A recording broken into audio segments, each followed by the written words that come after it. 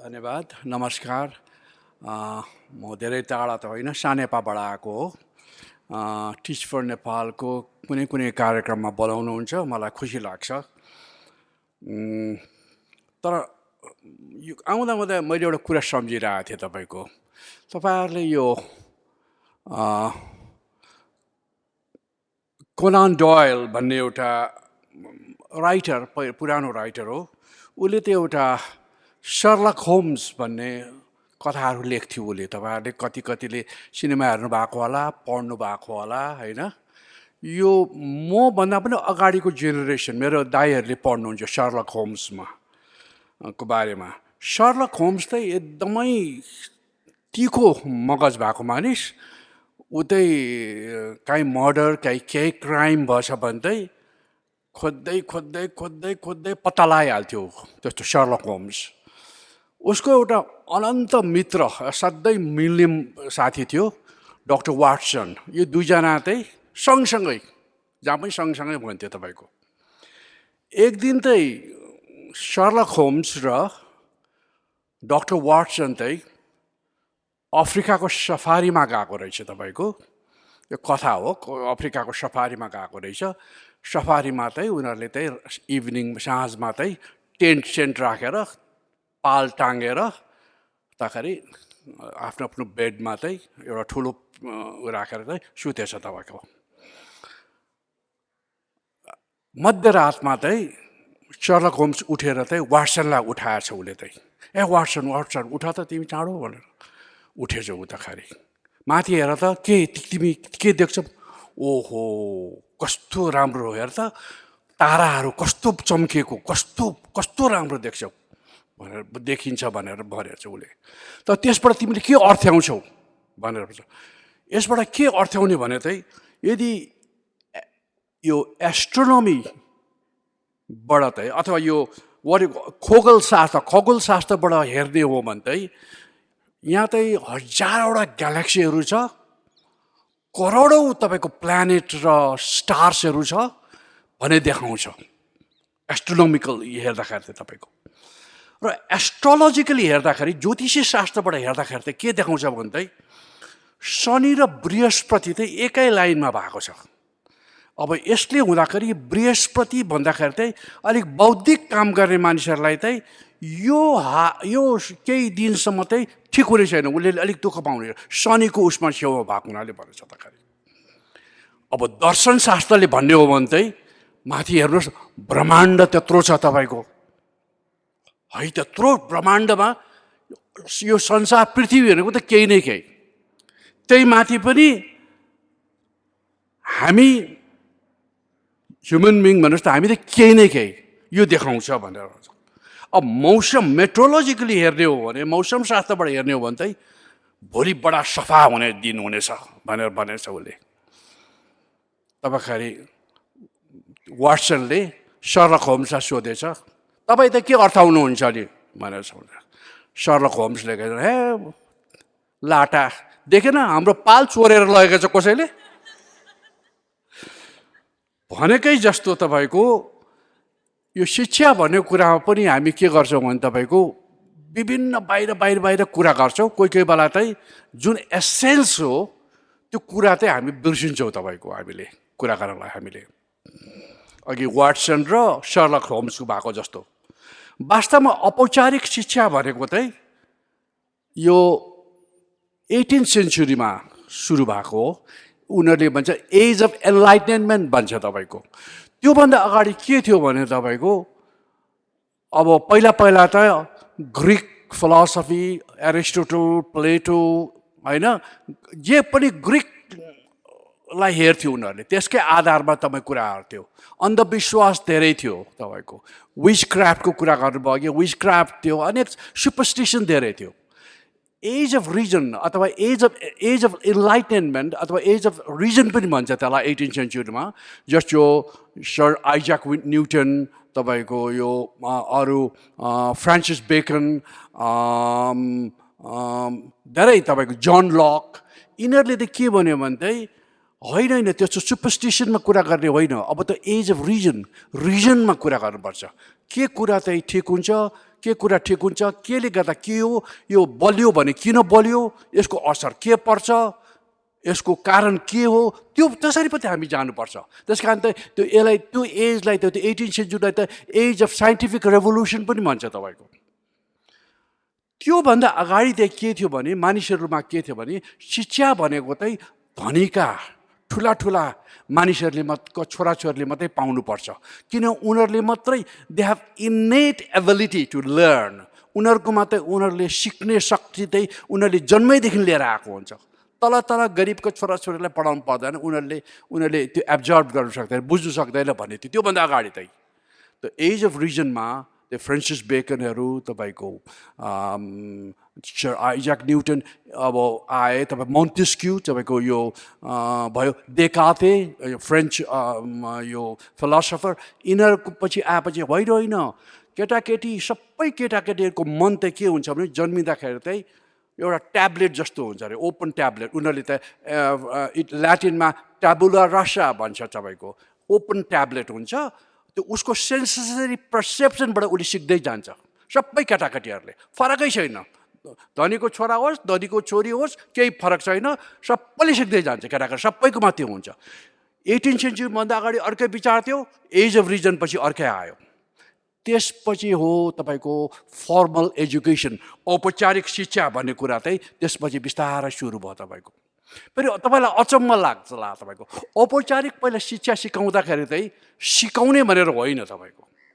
पहिला सिकाउँदा के गर्थ्यो भने चाहिँ डिसिप्लिन गर्ने, अनुशासन बस्ने। अब विशेष गरेर इन्डस्ट्रियल रेभोल्युसनमा जब युरोपमा अथवा विशेष गरेर ब्रिटेनमा इन्डस्ट्रियल रेभोल्युसन भयो, क्रान्ति भयो तपाईँको, इन्डस्ट्रियल रेभोल्युसन भयो, गाउँघरबाट मान्छेहरू काम गर्नलाई गुवाहाटी सहरमा आए। त्यो सहरमा आएपछि सहरमा आउने त्यो केटाकेटी पनि लिएर आएको हुन्छ, उनीहरूलाई त सिकाउनु पऱ्यो, डिसिप्लिनमा राख्नु पऱ्यो नि। हो त्यसरी स्कुल आयो तपाईँको, पढाउनुलाई सिकाउनुलाई पनि डिसिप्लिनमा तपाईँको। उनीहरूले पहिला के भन्छ भने चाहिँ repeated examination in mathematics and biology are the integral aspects of what is called political socialization भन्छ तपाईँको। यो म्याथमेटिक्स र बायोलोजीमा केटाकेटीहरूलाई कन्ट पारेर झोकाएर सिकाएर तपाईँको गरेर तपाईँ डिसिप्लिन बराएर चाहिँ उनीहरूलाई चाहिँ पोलिटिकली करेक्ट बिहेभियरमा ल्याउने भन्ने थियो पहिला तपाईँको। इन्डस्ट्रियल रेभोल्युसनमा अलिअलि तिनीहरूको पढेको लेखेको मानिसहरूले चाहिँ मद्दत गर्छ, काम गरेर अलिकति भन्ने पनि थियो, तर पहिला त डिसिप्लिनिङमै हो। त्यस बखतमा शिक्षा दिनुपर्छ, केटाकेटीलाई शिक्षा दिनुपर्छ भन्दाखेरि विरोध पनि भयो, होइन शिक्षा दिनुहुन्न, किन भने शिक्षा दिएछ केटाकेटीहरू अल्छी हुन्छ भन्ने खालको पनि त्यहाँ विरोध आएको ब्रिटेन जस्तोमा तपाईँको। एनिवे त्यसपछि के आयो भने भनिहालेँ मैले चाहिँ यो राष्ट्रले अथवा यो स्टेटले के गर्यो भने चाहिँ राज्यले चाहिँ यो शिक्षालाई प्रयोग गर्न थाल्यो। के भन्छ भने टु इन्डक्टिनेट गर्नलाई, राज्यको के कुरा राम्रो हो, कुन चाहिँ भ्यालुज चाहिँ हामीले उ गर्नुपर्छ भन्ने हिसाबले भन्छ नि। all states indoctrinates and school are major factors in that process तपाईँको। सबै स्टेटले यो कुरा त अहिले पनि हो है, स्टेटले जहिले पनि के गर्छ तपाईँको इन्डक्ट्रिनेट गर्छ, त्यो केटाकेटीहरूको मगज चाहिँ के गर्छ तपाईँ एकतिर लगाउनु खोज्छ तपाईँको। त्यो गर्नलाई चाहिँ प्रोसेसमा चाहिँ खास तपाईँको त्यसमा एजेन्ट के हुन्छ, स्कुल्स हुन्छ तपाईँको। त्यसै कारण पलो फ्रेयर तपाईँको सायद 20th सेन्चुरीको सबभन्दा ठुलो एजुकेसनिस्ट भन्छ, उसले भन्छ education is always political, education जहिले पनि पोलिटिकल हुन्छ तपाईँको, अपोलिटिकल हुँदैन तपाईँको, न्युट्रल हुँदैन, पोलिटिकल हुन्छ। मैले तपाईँहरूलाई यदि पढाउने हो भने मेरो आफ्नो पर्सपेक्टिभ लिएर पढाउँछु तपाईँको। त्यस्तै सरकारको पनि आफ्नो भ्यू हुन्छ, आफ्नो विचार हुन्छ। त्यो विचारमा तपाईँको सिङ्गापुरमा भन्नुहोस् न, सिङ्गापुरमा 98% केटाकेटीहरू जान्छ पब्लिक स्कुलमा तपाईँको, तर सिङ्गापुरको गभर्मेन्टको राज्यको के छ त्यो विचार छ, उसले के गर्न चाहन्छ भने चाहिँ यो मेरो सिटिजन्सहरू केटाकेटीहरू त यो हिसाबले जाओस् है, उसको भ्यालुज यसरी जाओस् है भन्ने खालको हुन्छ तपाईँको, बुझ्यो कि भएन। त्यस कारण चाहिँ के छ भने चाहिँ सबैले चाहिँ अब के यो राज्यले चाहिँ यसरी चाहिँ एजुकेसनलाई चाहिँ युज गर्छ, पछि मात्रै आएर के भयो भने चाहिँ पछि आएर के भन्छ नो एजुकेसन भन्ने कुरा त डेभलपमेन्टमा काम लाग्छ तपाईँको हामीलाई एजुकेटेड म्यान पावर चाहिन्छ तपाईँको होइन इन्जिनियर चाहिन्छ कार्पेन्टर चाहिन्छ कम्प्युटर स्पेसलिस्ट चाहिन्छ अनेक किसिमको मानिस चाहिन्छ एजुकेटेड मान्छे पनि डेभलपमेन्टलाई मद्दत गर्छ भन्ने कुरा आयो र पछि आएर के भन्छ भने अझ होइन एजुकेसन भन्ने कुरा चाहिँ education is good in its self तपाईँको एजुकेसनले त्यसले काम गरे पनि नगरे पनि एजुकेसनले मान्छेलाई के गर्छ राम्रो गराउँछ उसको पर्सपेक्टिभ राम्रो उसको पर्सनालिटी हुन्छ उसको एक्सपोजर पाउँछ उसको नलेज बढ्छ धेरै कुरा हुन्छ एजुकेसनले उसले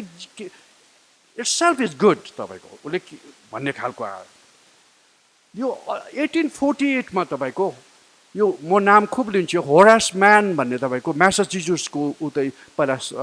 सेनेटर थियो र पछि सोसल रिफर्म भयो उसले के भन्यो भने education is a great equaliser of the conditions of man भन्छ एजुकेसन चाहिँ यो हामीहरूलाई चाहिँ मानिसहरूलाई चाहिँ इक्वलाइज गर्ने सबभन्दा एउटा ठुलो चिज हो यो एजुकेसन भन्ने शिक्षा भन्ने कुरा चाहिँ भनेको इक्वलाइजिङ भन्ने कुरा अब यही कुरा हो हामीले पछि गएर चाहिँ जन डिवी तपाईँहरूले पढ्नुहुन्छ उहाँ उसले पनि खुब यो यसमा जोड दिन्छ अब त्यसैले त तपाईँहरूले सम्झिनु परेको छ स्टेटको प्रेजेन्स त भेरी इम्पोर्टेन्ट छ तपाईँ एजुकेसनमा स्टेटको प्रेजेन्स के छ भने पोलिटिकल सोसियलाइजेसन भन्छ तपाईँको बुझ्यो कि सबै स्टेटले के छ भने एजुकेसनमा इन्भेस्ट गरेको हुन्छ किन फर पोलिटिकल सोसियलाइजेसन अर्को कुरा म्यान पावर डेभलपमेन्ट अर्को भनिहालेन यसै it contribute to the individuals wellbeing अर्को कुरा सबभन्दा इम्पोर्टेन्ट त इक्वलाइज गर्छ सोसाइटीलाई it helps to build what you call a cohesive society मिलनसार समाज लाइक डेनमार्क स्विडेन नर्वे होला तपाईँको not like America not even like Britain जहाँ चाहिँ धनी र गरिबको यस्तो छ तपाईँको मैले अहिले भर्खर पनि मैले स्विडेनको पढेर आएको थिएँ मोरलेस उनीहरूको एउटा इक्विटेबल सोसाइटी छ तपाईँको नर्डिक कन्ट्री विशेष गरेर तपाईँको आइडियल कन्ट्री भन्नुहोस् न एक किसिमको अहिलेको कन्टेक्स्टमा तपाईँको अब प्रब्लम त के भयो भन्दाखेरि जब अब हाम्रो 7th एमेन्डमेन्ट नेपालमा आयो जब हाम्रो प्राइभेट स्कुल्सहरू आए त्यसपछि त के छ भने स्कुलहरूको के भयो त फरक खालको स्कुलहरू आयो तपाईँको कुनै राम्रा स्कुल भएर गए कुनै चाहिँ अलिकति नेग्लेक्टेड भएर गए तपाईँको जस कारण त्यही सार्वजनिक विद्यालयहरू जहाँ केटाकेटीहरू जान्छ त्यहाँ पढाइ राम्रो भन भने त त्यो केटाकेटी त भुर्कुष्ट हुने भइहाल्यो नि तपाईँको म तपाईँहरूलाई एउटा इक्जाम्पल दिन्छु अब युनिभर्सिटी एजको कुरा गर्दाखेरि युनिभर्सिटीमा जब तपाईँले हेर्नुपर्छ भने यो त यो केही वर्ष अगाडिको डेटा हो इकोनोमिस्टहरूले के गर्छ भने पपुलेसनलाई 5वटा क्विन्टलमा बाँड्छ तपाईँको सबभन्दा धनी ठिकैको गरिब सबभन्दा गरिब तपाईँको अब युनिभर्सिटीमा के छ भने यो सबभन्दा धनीको कतिजना पुग्छ भने 60% उनीहरूको पुगेको हुन्छ त्यहाँ सबभन्दा यो अलिक धनीको तपाईँको 20% ठिकैको 8% अलिक गरिबको 6% सबभन्दा गरिबको 0.9%. How can we build an equitable society like this? यसबाट इक्विटेबल सोसाइटी कसरी आउँछ भन्नुहोस् तपाईँको आउँदैन आउँछ र आउँदैन तपाईँको म फेरि अर्को इक्जाम्पल दिन्छु अब हेर्नुहोस् युनिभर्सिटीको कुरा गर्दाखेरि बाहुन क्षेत्री भन्नुहोस् तपाईँको अलिकति भन्नुहोस् कति छ टोटल पपुलेसनमा 31% तपाईँको तर युनिभर्सिटीमा कति छ 68%. नेवार तपाईँको म पनि नेवार हो नेवार भन्नुहोस् तपाईँको 5% टोटल पपुलेसन अफ 5%. तर हाम्रो रिप्रेजेन्टेसन कति छ युनिभर्सिटीमा 12% छ तपाईँको जनजाति तपाईँको पपुलेसनमा कति छ 32% तपाईँको युनिभर्सिटी रिप्रेजेन्ट गर्छ ओन्ली 13%. मधेसीहरू तपाईँको टोटल पपुलेसनमा कति छ 14%. तपाईँको रिप्रेजेन्टेसन कति छ You won't believe it, only 4%. यो अलिक केही वर्षको अगाडिको फिगर हो. दलित 13% छ पपुलेसनमा उसको 1.4% छ युनिभर्सिटीमा तपाईँको. मुस्लिम 4% छ टोटल पपुलेसनमा उसको कति छ युनिभर्सिटीमा 0.2%. How on earth are we going to build an equitable society, a cohesive society with a भन्नुहोस् यस्तो खालको डिफरेन्स कसरी आउँछ तपाईँको समृद्धि भन्छ तपाईँको समृद्धि कसैको थोरैको लागि मात्रै समृद्धि हुन्छ धेरैको लागि चाहिँ समृद्धि हुँदैन तपाईँको यो जब सोसाइटी इक्वल हुँदैन मोरलेस भन्नुहोस् हुँदैन इट अलवेज क्रिएट्स प्रब्लम्स तपाईँको त्यसैले हो तपाईँको अहिले हामीले भनेको छौँ कोहेसिभ सोसाइटीको लागि पनि हामीले के गर्नुपर्छ भने वी हेभ टु बिल्ड यो पब्लिक एजुकेसन जहाँ गरिब गाउँघरका केटाकेटी एथनिक माइनोरिटीहरू जान्छ त्यो केटाकेटीहरूलाई हामीले के गर्नुपर्छ तपाईँको इक्वलाइज गर्नुपर्छ हाम्रो सहरमा पढ्ने राम्रो स्कुलमा पढ्ने केटाकेटीसँग सँगसँगै कम्पिट गराउन सकाउनुपर्छ तपाईँको तब के अब भन्छ नि केटाकेटीहरू भुर्कुष्ट फेल हुन्छ केटाकेटी अहिले भन्नु पनि आउट अफ 10 एकजना मात्रै पास हुन्छ कम्प्लिट गर्छ त्यो 9 जना जुन भन्छ 90% छ त्यो गाउँघरको एथनिक कम्युनिटीको सायद गर्ल्स होला अथवा मुस्लिम कम्युनिटीको होला अथवा दलित होला त्यो पर्छ तपाईँको यो किन भन्दा यो पब्लिक एजुकेसन सिस्टम राम्रो नभएर हो तपाईँको अब यो अहिले जुन तपाईँहरू बसिराख्नु भएको जानलाई त्यही पब्लिक एजुकेसन स्ट्रेन्थन गर्न लागेको तपाईँको पहिला सुरु तपाईँहरू चाहिँ पढाउनु राम्रो पढाउनुहुन्छ तपाईँहरूले राम्रो मात्रै पढाउने होइन तपाईँको you also set an examples for others अरूको लागि पनि इक्जाम्पल्स दिनुहुन्छ ओ यो ठिटा त खराब त हामी पनि त्यस्तै थियो तपाईँहरूको उमेरमा हुँदाखेरि त्यस्तै हुन्थ्यो हामी पढाउँदाखेरि हामीले पढाउँदाखेरि तपाईँको अरूको क्लासको केटाकेटीहरू सुन्न आउँथ्यो तपाईँको we set an example for others त्यो जुन इनर्सिया छ नि तपाईँको गाउँघरमा यो केही पनि हुँदैन पढाइबाट केही पनि हुँदैन यो स्कुल खत्तम छ हामी खत्तम छ भन्ने जुन छ नि त्यसलाई चेन्ज गर्नुहुन्छ तपाईँहरूले बुझ्यो कि त्यो इक्जाम्पल्स गर्नुहुन्छ तपाईँले बिस्तारो चेन्ज ल्याउनु छ स्लोली तपाईँको एकैचोटि ल्याएछ भने त there will be resistant to change बिस्तारो चेन्ज ल्याउनुहुन्छ तपाईँको त्यहाँ केमा टिचिङमा मात्रै आफ्नो टिचिङमा साथ अरूको टिचिङमा आउँछ त्यसको स्कुल म्यानेजमेन्टमा आउँछ एउटा नेपालको एउटा पब्लिक स्कुलको सबभन्दा ठुलो प्रब्लम भनेको चाहिँ सेन्स अफ ओनरसिप तपाईँको छैन म भन्छु नेपालको मात्रै यो स्कुलको मात्रै होइन think of any public institutions in Nepal hospital school